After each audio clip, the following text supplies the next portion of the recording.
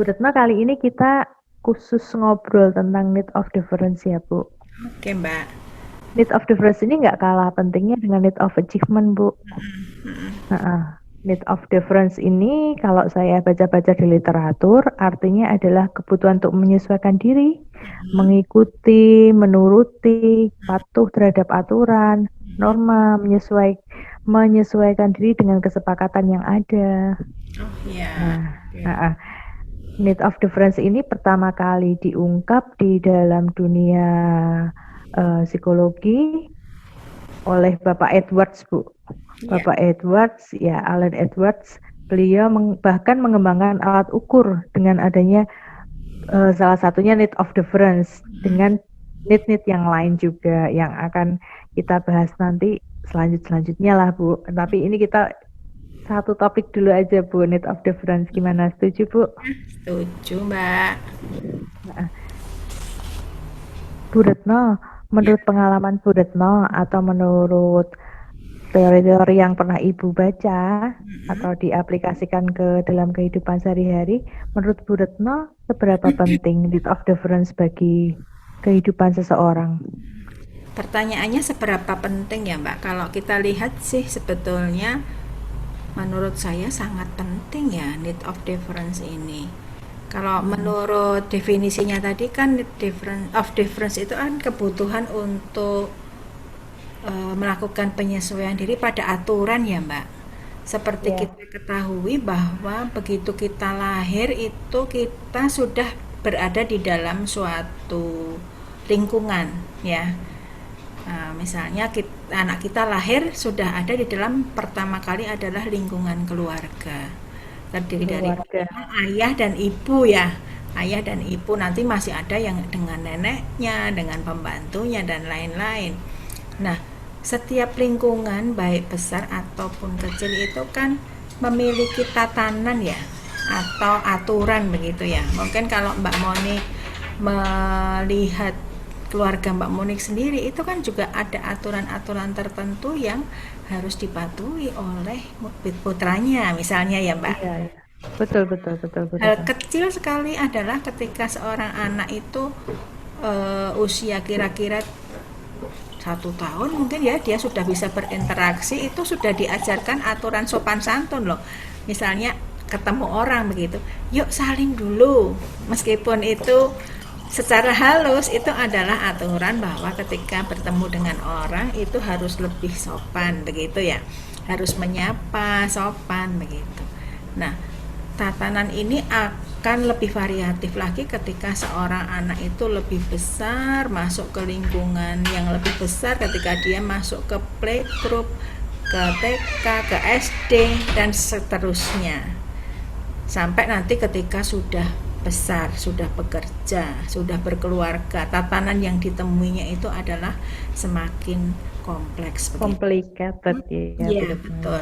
Nah, sebetulnya mengapa kita harus memelihara kebutuhan untuk menaati atau menyesuaikan diri dengan aturan, dengan norma atau etika itu salah satunya adalah kalau kita itu patuh, kita menuruti aturan yang berlaku di dalam lingkungan-lingkungan di mana kita itu berada, maka kita akan diterima dengan baik dengan lingkungan kita.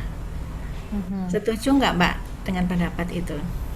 Setuju, Bu Retno. Mm-mm. Setuju, Jadi dimanapun kita berada, kalau misalnya kita bisa menyesuaikan diri dengan kesepakatan yang ada di komunitas itu, pasti lebih bisa diterima. bisa diterima. Kalau misalnya di lingkungan orang bekerja kan kalau ada orang yang pekerja yang sering terlambat, tidak hanya secara finansial mungkin dia dipotong, tetapi juga sorotan dari teman-teman yang lain kan sudah negatif begitu ya. Jadi mengapa penting? Salah satunya adalah supaya kita itu bisa menyesuaikan diri dan diterima di lingkungan di mana kita berada. Begitu Mbak Monik. Oke. Mungkin Mbak Monik Contoh punya yang paling, pendapat yang lain. kalau untuk para pelajar nih, contoh yang paling gampang kan misalnya dia patuh terhadap peraturan sekolah dari hal yang sederhana, misalnya pakai seragam sesuai jadwal. Kemudian itu pasti akan lebih memudahkan dirinya sendiri dan juga sekolah ya. Betul, betul. Karena kalau tidak sesuai dengan aturan kan kalau di sekolah-sekolah yang disiplinnya ketat itu kan poin negatif ya. Oke. Misalnya kurang sabuk aja poinnya sudah berkurang berapa, begitu kan? Mm-mm. Jadi dari gambaran itu kita melihat bahwa seseorang itu perlu mengembangkan need of difference ya, Bu. Sangat perlu, sangat perlu. Iya. Wah, kalau misalnya tidak memiliki need of difference, ambiar ya, Bu ya. Biar jadi kacau balau kan? Kacau balau artinya Mm-mm. dia akan apa ya? Akan menyingkirkan dirinya sendiri dari lingkungan dan lingkungan juga kesulitan kan untuk mengelola pribadi-pribadi yang sulit untuk Mm-mm. mengikuti aturan begitu. Menghambat komunitas di mana dia tinggal ya. Betul, betul. Mm-mm. Jadi Mm-mm. dua kubu ini sama-sama terganggu sebetulnya kalau Iya, ada yang betul. tidak mematuhi aturan begitu. Oke. Jadi Bu Retno, need of difference itu merupakan bagian yang penting yang perlu dikembangkan dalam kepribadian seseorang yang tentunya dibarengi oleh aspek yang lain. Namun secara khusus, bagaimana membentuk need of difference itu sendiri, Bu Retno? Nah, kalau membentuk ini kemarin ketika saya dengan Mbak Monik ngobrol-ngobrol tentang need of achievement kan kita bicara bahwa orang hidup itu seperti seutas tali ya Mbak Monik ya kemarin itu bahwa bahwa terjadi proses yang berkesinambungan dari kita lahir sampai nanti kita meninggal begitulah pembentukan need of difference ini juga berlaku sepanjang hayat kita sebetulnya Mbak mulai dari Hmm. kita lahir sampai dengan nanti sampai kita tua begitu ya itu akan dinamis pembentukannya begitu. Eh, Kalau kita waktu kecil itu diajari oleh orang tua tentang apa yang boleh dan tidak boleh, apa yang benar dan tidak benar. Nah, itu sudah membentuk pengetahuan kita akan oh, saya harus patuh untuk melakukan hal-hal yang boleh, yang benar, yang baik begitu. Itu dibentuk oleh keluarga. Nanti ketika keluar di lingkungan sosial, tadi Mbak Monik mencontohkan di sekolah, sekolah juga punya aturan sendiri, dibentuk lagi. Ternyata yang benar di rumah seperti ini, yang benar di sekolah, oh nambah nih aturannya, yang boleh mana, yang tidak boleh yang mana, begitu. Ternyata kalau di sekolah itu yang namanya apa? Kalau ketahuan mencontek begitu ya, itu sudah dapat peringatan dari sekolah gitu. Menyontek 2 kali, oh ternyata orang tua sudah dipanggil. Nah, hal-hal seperti itu menjadi hal-hal yang membentuk bagaimana seseorang akan patuh terhadap aturan. Nah, yang memperkuat need of difference ini adalah adanya reward and punishment ya Mbak. Jadi kalau misalnya seseorang melakukan hal yang baik, lingkungan biasanya akan memberikan respon positif. Entah itu dari ekspresi, dari pujian, sampai juga hadiah begitu ya kepada yang melakukannya. Tetapi kalau misalnya melakukan sesuatu yang tidak sesuai dengan aturan, dia bisa dihukum, dikasih sanksi, dikasih peringatan begitu ya, dihukum untuk membuat sesuatu. Kalau kalau misalnya dulu SD zaman dulu nih jadul disuruh menulis 100 kali. Mungkin sekarang udah enggak ya. Contohnya jadul banget. Gitu. Nah, tetapi pembentukan ini juga akan dipengaruhi juga oleh konsistensi terhadap penerapan aturan ini. Aturan ini diberlakukan secara konsisten atau tidak. Ini juga mempengaruhi pembentukannya. Kalau konsisten dari waktu ke waktu itu sama aturannya yang ini nggak boleh ya. Artinya kalau kamu tak suruh untuk membelikan sesuatu, misalnya seorang ibu pada anaknya, kembaliannya tolong serahkan lagi ke ibu, gitu ya. Kembalikan, ya. Nah, itu kalau dilakukan secara konsisten, anak akan terbiasa, terbentuk untuk berlaku jujur, berlaku tanggung jawab mengembalikan uang tadi. Tapi kalau konsistensinya itu rendah, ibunya kadang-kadang mengingatkan, kadang-kadang udah nggak apa-apa bawa aja begitu ya. Atau misalnya ibunya menyuruh tetapi bapaknya tidak. Nah, ini Oh, terjadi inkonsistensi sehingga anak-anak kadang-kadang mengalami kebingungan. Saya ini harusnya gimana ya? Patuh yang mana ya? Patuh yang mengembalikan kembalian belanja atau tidak begitu. Itu hal-hal yang mempengaruhi pembentukan need of difference Mbak Monik. Mungkin Mbak Monik punya nih contoh yang lain. Bu, eh, sebelum menjawab yang contoh yang lain, berarti konsistensi kalau yang diterapkan di dalam keluarga itu orang tua harus sepakat dulu nih ya. Ya, betul, betul. Hmm. Sepakat dulu dalam arti jangan sampai oleh ibu dijawab A, oleh bapak dijawab B, begitu ya. Kalau misalnya Bu, in case belum ada kata sepakat, tapi ketika misalnya Ibu menjawab A, dalam hati ayah si B, itu harusnya seperti apa Bu? Supaya Nah, anak bisa supaya anak bisa terbentuk need of difference-nya dengan baik Bu. ya. Kalau di depan anak harus satu suara antara ayah dengan ibu. Mungkin ketika ibu mengatakan ya, padahal di dalam hati itu ayah mengatakan kurang setuju, tetapi ketika di depan anak jangan itu diperlihatkan. Hmm. Jangan juga pendapat ibu, enggak ibumu keliru. Yang betul ini. Jangan sampai seperti itu. Jadi Hmm. anak memperoleh satu aturan yang baku. Nah nanti ketika si anak itu sudah tidak di depan orang tua, mungkin orang tua bisa mendiskusikan lebih lanjut. Sebetulnya yang paling tepat itu aturan yang seperti apa begitu. Nah, kalau Hmm. sudah ada kata sepakat tentang aturan yang akan diterapkan di dalam rumah itu terhadap anak, nanti anak bisa diajak untuk semacam berdiskusi. Kalau kalau sudah besar bisa diajak untuk mengevaluasi ya, kalau kecil Ya. bisa semacam direvisi begitu, tetapi dengan alasan-alasan yang logis begitu. Oke, oke. Iya, Bu Retno. Tapi ngomong-ngomong soal penerapan pengembangan need of difference ini bukan hal yang mudah kalau untuk remaja, Bu. Mm-mm. Kita lihat kalau remaja ini kan fase-fase peralihan dari anak-anak ke dewasa ya. Banyak sekali peralihan, banyak sekali tugas yang harus apa namanya harus dilalui sehingga justru sikapnya kadang-kadang karena eh, pada fase peralihan itu dia cenderung mudah membangkang. Nah, ini membangkang terhadap peraturan meski sebenarnya kadang-kadang setelah dipikir panjang, oh benar ya peraturan itu. Tapi kan kalau yang namanya remaja kadang belum bisa berpikir secara panjang. Sehingga dia mudah sekali reaktif terhadap peraturan, terutama peraturan baru nih, Bu.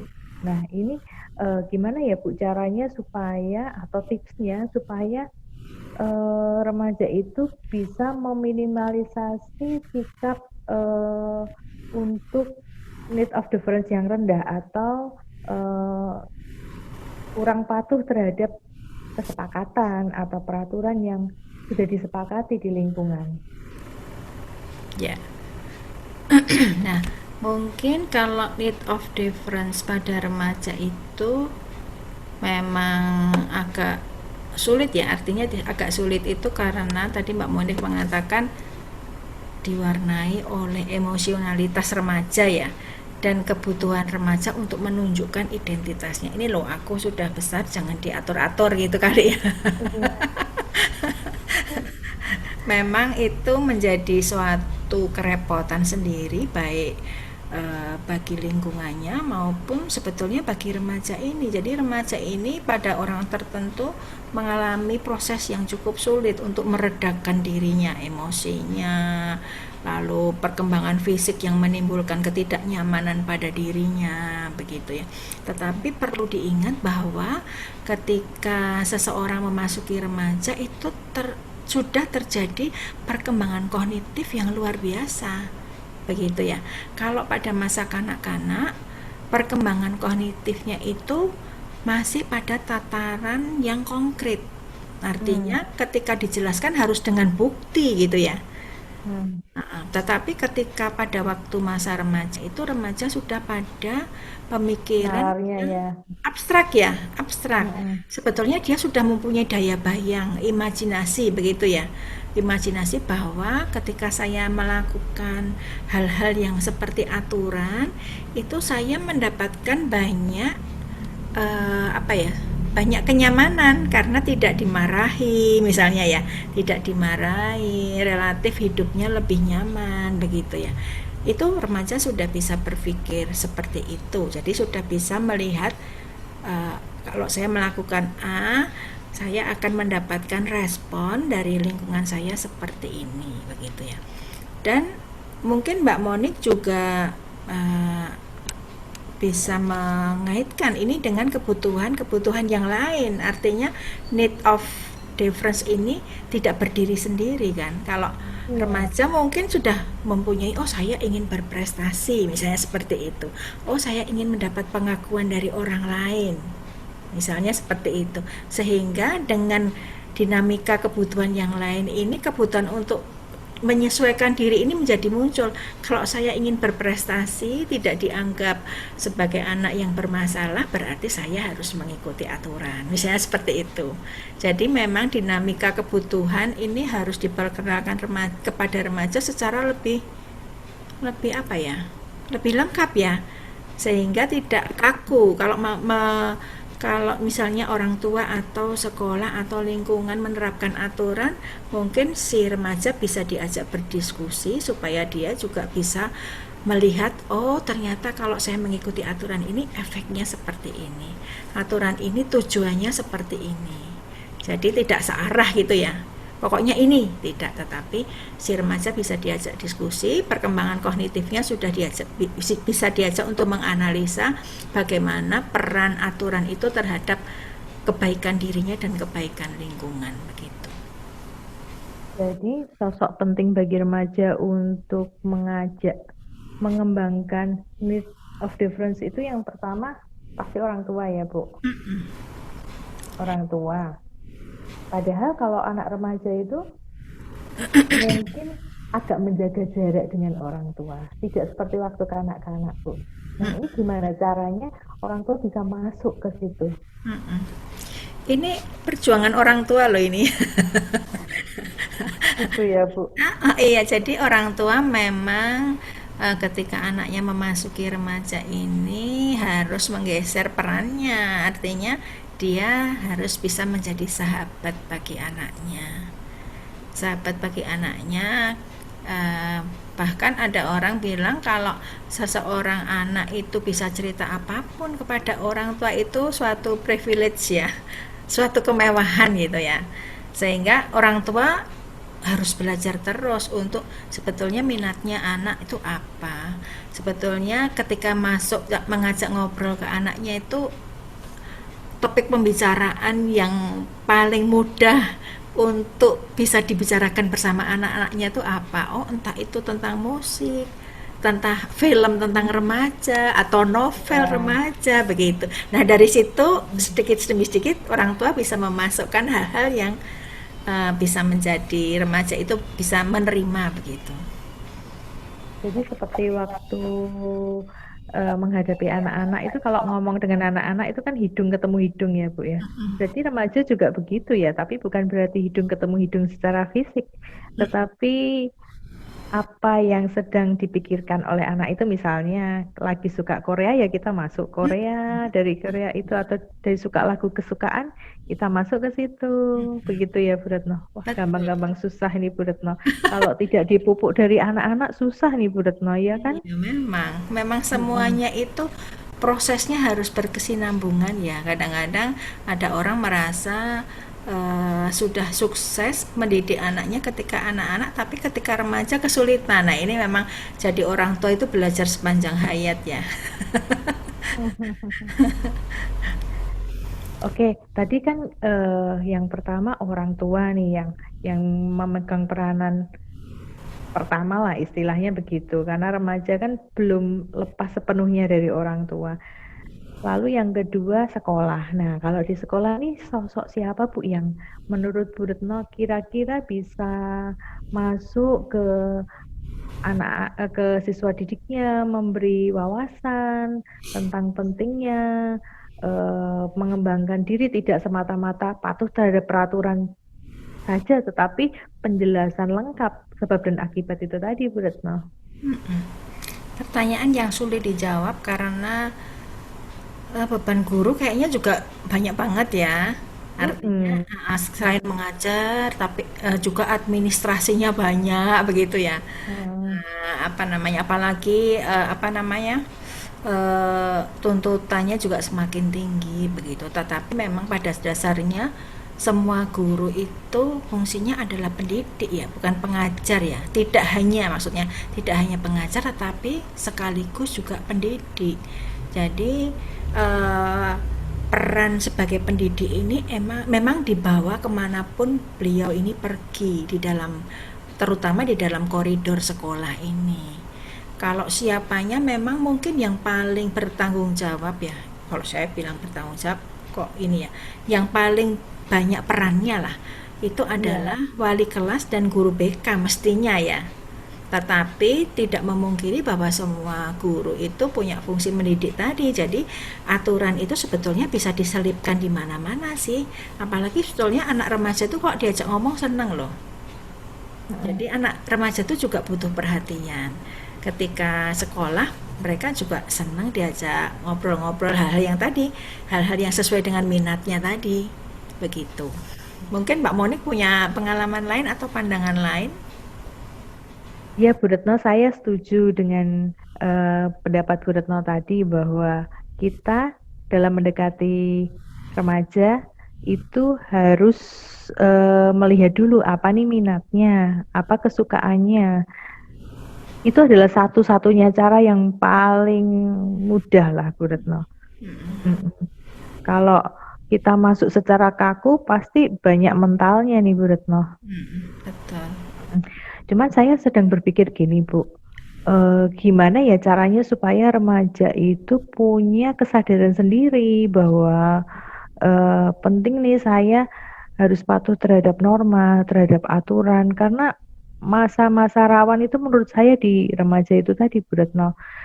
Belum stabilnya emosi, belum stabilnya disiplin diri. Kalau orang Jawa bilang tuh bocah durung duwe duga gitu loh Bu Retno. Kadang kadang nekatnya itu minta ampun gitu Bu Retno, sehingga ada istilah juga anak pola bapak kepradah. Jadi ketika si anaknya itu sudah kadung bertindak melebihi apa yang seharusnya, ya akhirnya orang tua turun tangan. Nah, ini untuk mensikapi seperti itu gimana, Bu Retno?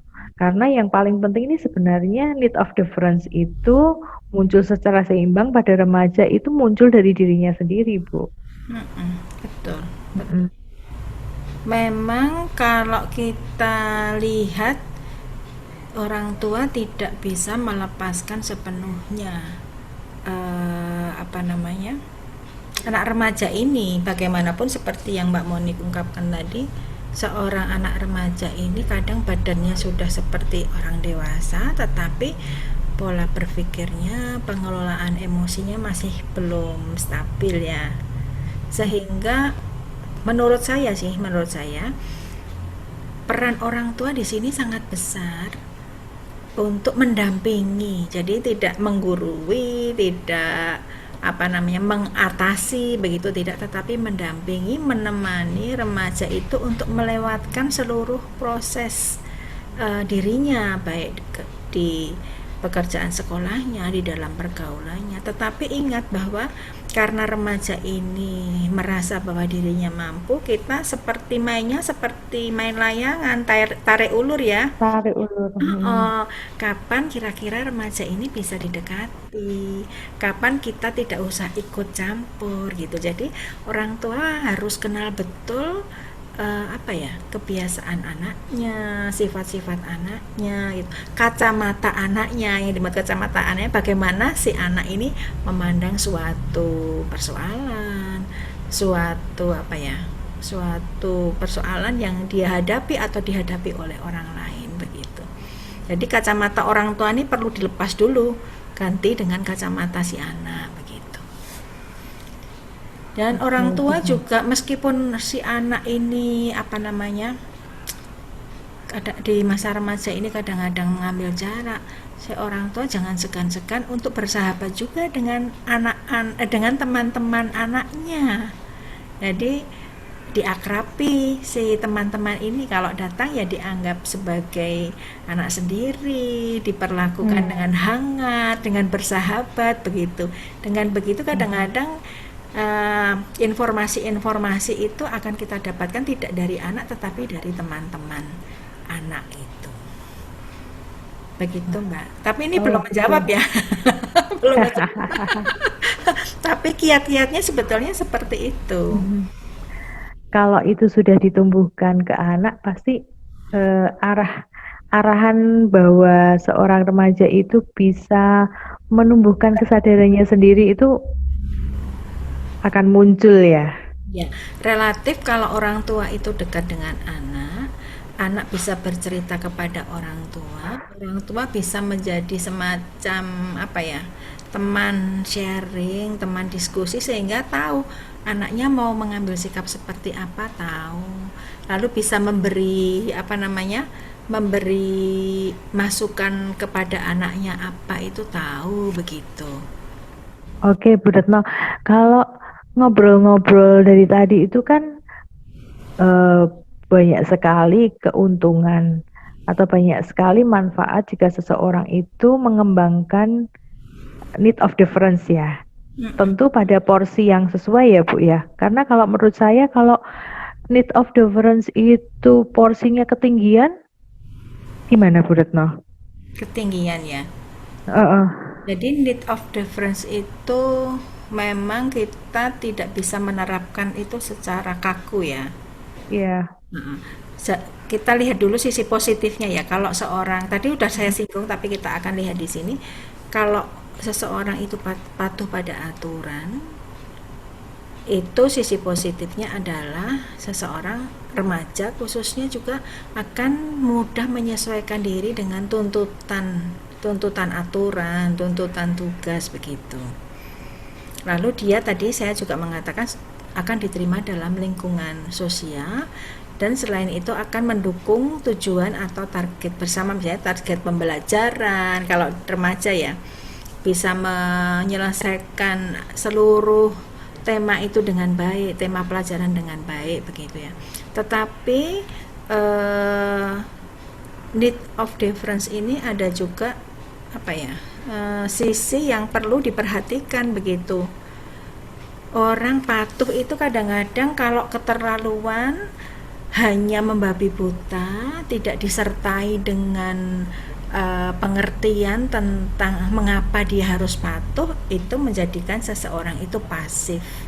Pasif artinya yos aturannya koyok ngene, aturannya seperti manut. ini, ya Mm-mm. pokoknya manut, entah apa alasannya, entah apa tujuannya gitu. Nah, sebaiknya tidak seperti itu. Meskipun patuh itu harus tahu alasannya, harus tahu manfaatnya begitu. Dan kalaupun ada hal-hal yang tidak sesuai dengan pandangan pribadinya, maka sementara tetap patuh tetapi juga berani untuk berpendapat. Mm. Artinya berani, apakah tidak seperti ini saja? Misalnya seperti itu. Juga berani untuk bersikap tegas dalam arti menolak aturan-aturan yang menurut pribadinya itu justru malah tidak produktif Tujuan. atau tidak memiliki tujuan. Misalnya ketika remaja itu berada di dalam suatu kelompok, lalu kelompoknya itu mengatakan, kita kalau orang kuliah ya, kita nggak usah datang aja, kita TA aja, udahlah itu jadi kesepakatan kita ya dalam kelompok ini. Itu aturan kelompok, mau dipatuhi atau tidak. Kalau seseorang yang memiliki tujuan yang jelas pasti dia akan bisa bersikap tegas dengan menolak. Enggak ah, nggak usah TA, kalau kita nggak masuk ya kita tidak masuk, tidak usah titip TA gitu ya. Kalau kita mau masuk, bisa kita mau tanda tangan ya kita masuk begitu. Jadi Patuh bukan berarti hanya mengiyakan, tetapi patuh itu juga bisa patuh tetapi tetap memiliki ketegasan. Patuh tetap bisa berinisiatif atau berpendapat. Patuh tetapi juga bersikap proaktif. Itu menurut saya patuh yang proporsional ya Mbak Monik, seperti yang Mbak Monik ungkapkan tadi. Sepertinya kalau boleh saya simpulkan Ibu Retno, untuk seseorang yang sudah memiliki need of difference yang ideal itu ada kecenderungan orang itu pasti memiliki daya integritas yang baik ya. Ya, betul, betul. Karena Baik. dia terbiasa untuk bersikap secara jujur dan sesuai dengan koridor yang memang seharusnya ya, Bu. Betul, betul. Oke. Kalau misalnya pada remaja sudah terbentuk nih, saya yakin ketika dia dewasa, terutama ketika memasuki dunia kerja, sikap itu atau karakter itu atau kebutuhan itu tidak akan hilang karena sudah menyatu dengan dirinya ya. Akan Jadi betapa dipelihara terus ya. betapa pentingnya nih need of difference ini dilatih sejak dini bahkan ya Bu Retno. Betul. Jadi perlu ditumbuhkan terus, dalam arti ditumbuhkan bahwa aturan-aturan ini memang tujuannya adalah kebaikan. Kebaikan bersama. Jadi tidak kebaikan satu pihak tapi kebaikan bersama. Kalau tadi terlalu tinggi atau terlalu kaku itu membuat kecenderungan bahwa seseorang itu manutan nggak tahu tuh apa latar belakang, yang penting ayo manut gitu ya Bu Retno ya. Betul, betul. Dan sebaliknya kalau sangat rendah dia menjadi orang yang sulit diterima di lingkungannya. Dia sendiri juga akan mengalami kesulitan dalam menjalani aktivitasnya ya Bu Retno ya, karena pastinya akan terbentur dengan hambatan-hambatan yang tidak sesuai dengan dirinya. Bu Retno, kalau boleh saya simpulkan kan berarti seseorang yang memiliki kepribadian dengan need of difference yang ideal, dia ada kecenderungan memiliki daya integritas yang baik ya. Ya, betul. Ya, dan tentunya ini kalau misalnya sudah menjadi bagian dari dirinya, itu akan smooth ketika dia berada atau masuk ke dunia dewasa, terlebih di dunia pekerjaan ya, pekerjaan atau tahapan tugas perkembangan selanjutnya ya. Iya, betul. Akan dibawa ya kalau itu sudah menjadi bagian dari dirinya, sudah ikut kemana saja begitu. Tidak usah menunggu diperintah atau menunggu ditegur, tetapi itu sudah menjadi bagian dari dirinya. Oke. Tapi kalau misalnya need of difference ini terlalu tinggi, juga kurang ini ya Bu ya, yang orang manutan tadi itu juga tidak efektif ya Bu ya. Jadi dia nanti menjadi pribadi yang tidak produktif ya. Iya, hanya ikut-ikutan bisa jadi ya. Dan bisa menjadi orang yang mudah dipengaruhi ya. Iya, Terutama pengaruh yang bahaya adalah pengaruh-pengaruh yang negatif ya Bu. iya. Karena kan aturan ini kan lingkungannya siapa kadang-kadang tidak tahu ya, kalau dia masuk ke dalam pergaulan yang aturan-aturannya itu sebetulnya negatif. Nah, ini yang orang harus bisa bersikap tegas tadi, tidak boleh hanya sekedar manut, sekedar ikut, sekedar patuh kepada teman-temannya begitu. Dan sebaliknya kalau tidak mengembangkan need of difference, itu berarti ya istilahnya Bisa apa ya, mengabaikan ya, mengabaikan aturannya. mengabaikan. Dan itu Atau masa menyulitkan buat masa bodoh. Entah dengan ekspresi-ekspresi yang lain, bisa diem, bisa membangkang ya. Diem tapi nggak ngikut aturan kan juga ada juga yang yang mempengaruhi perilaku. orang lain. Ya. Nah, ini kan tentunya menjadi penghambat baik bagi dirinya maupun bagi lingkungan di mana dia tinggal. Betul. Ya berat ya. Jadi ngobrol-ngobrol kita nih tadi cukup cukup memberikan wawasan Ibu Retno betapa pentingnya seseorang memiliki need of difference dan betapa pentingnya need of difference itu ditumbuhkan dari sejak anak-anak ya. Tapi kalau misalnya yang saat ini sudah bukan anak-anak, bukan berarti mengalami kegagalan nih. Artinya need of difference itu masih tetap bisa ditumbuhkan, disisipkan di segala usia ya Bu Retno, tidak ada kata terlambat ya. Ya, betul. Tapi need of difference ini kan tidak bisa berdiri sendiri nih, masih ada need of yang lain ya. Seperti tadi ya sudah disinggung-singgung tadi soal remaja tentang pengelolaan emosi, tentang menunjukkan dirinya, need of exhibition, need of order, need-need yang lain ini penting-penting juga nih Bu Retno. Penting juga Kapan-kapan ya. kita Kita bahas ya. kapan-kapan kita bahas satu persatu ya Bu Retno. Yes. Kita bagi-bagi ilmu lah ya Bu, bagi-bagi gimana? Oke, setuju. Oke Bu Retno, terima kasih ya Bu Retno untuk waktunya sudah ngobrol-ngobrol ini. Monik. Semoga bermanfaat buat kita dan juga Betul. teman-teman yang melihat Bu Retno. Ya, oke. Oke, selamat malam.